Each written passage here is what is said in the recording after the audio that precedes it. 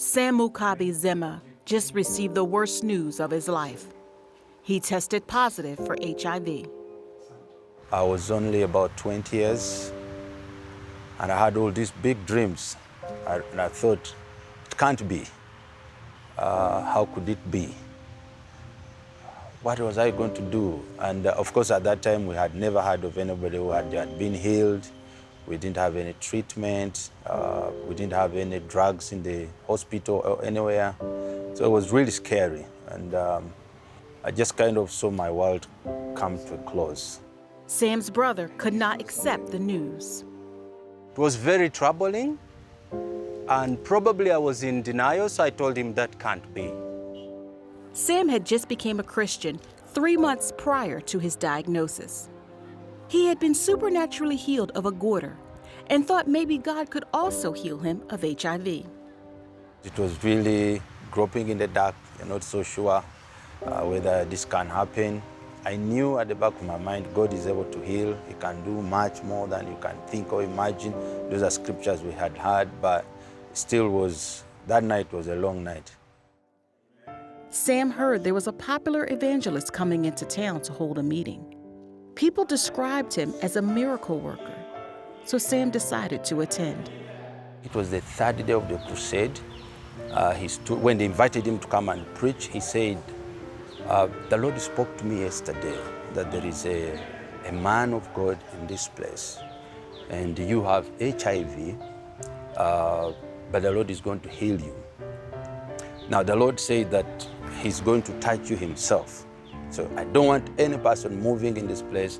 I want everybody standing still. That really took this personally. So when I go stand there, I put up my hands, and as soon as my hands were up, I felt somebody touch me on my shoulder. So I shrugged off it like, I don't want anybody to touch me. I want the Lord to touch me. Then I thought that could be the Lord. So I looked and there was nobody. And I'm thinking, wow. I started crying. I was so grateful. I thanked the Lord. And so T.L. Osborne said, yes, the Lord touched you, and there's a witness in your heart right now. So I'm thinking, just like that, this is great, you know. And so I decided the next day I was going to go for a test. Sam's joy was short-lived when later that night he became extremely ill. I was really confused. I didn't know whether I should continue believing. It had been years since Sam had been touched by God, yet he showed no signs of getting better. My life really changed. We were in a KPC that time, we called it KPC, now it's called Watoto Church, and our pastor was preaching, and he was preaching about the priesthood of all believers.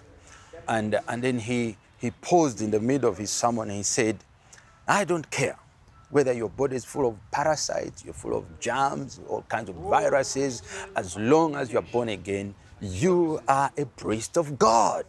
You don't become a priest because of your health. You become a priest because of accepting Christ as Lord and as Savior. And that day, something hit in the bottom of my heart. I thought, wow, this is encouraging. I'm still a priest of the Lord. I can still serve the Lord. I don't have to wait until I'm healed, because that's the thing I had. I said, I can't do anything until the Lord has healed me.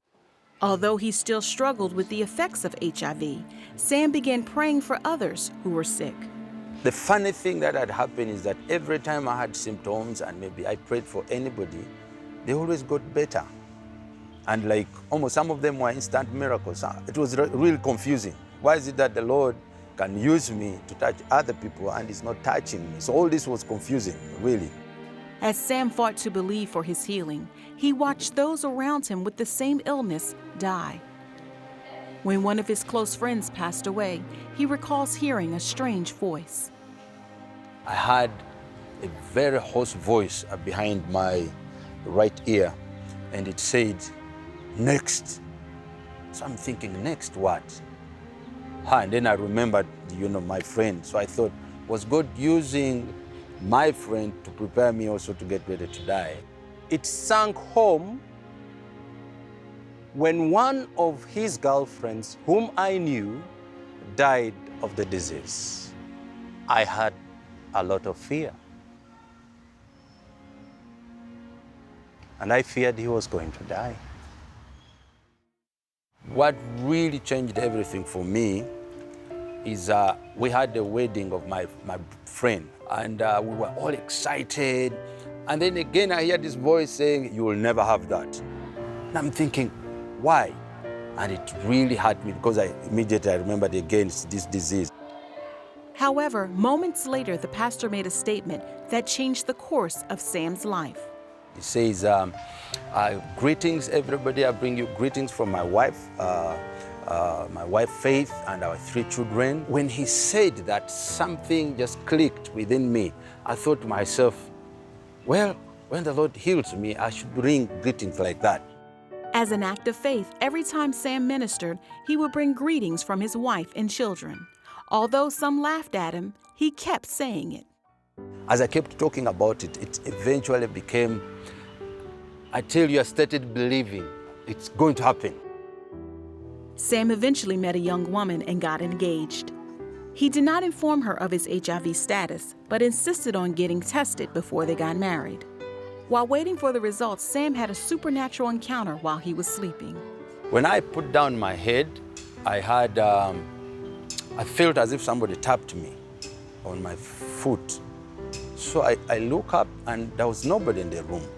When I was putting my head down, I had the voice, where the wardrobe, which had, cases up there. I had the voice come like up from the suitcase saying, "What you believed me for, I have done." Sam received his results.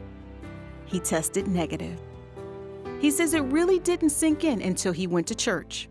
They sang this song, "And we'll say that you are good, and the miracles have brought us joy." That day, something just happened. I started crying. I cried and I couldn't stop crying. Sam's first relationship ended. However, God brought him someone else. The first thing that attracted me to him was his relationship with God. He loved God so much, he was so close, he believed God so much, and I really wanted to get close to him and get more of his God, this God that he was sharing his life with. What I learned is that I think God is more interested in us than the things we want to get from God. Sometimes people keep asking me, "Pastor Sam, what is your secret?" And I'm thinking, I don't know. I think it's just I love God, and it doesn't matter what I go through. I can't wait to go to be with him forever, for example. But while I'm here, I'll serve him no matter the circumstances, because he's my friend, he's my father, and he loves me and he cares for me.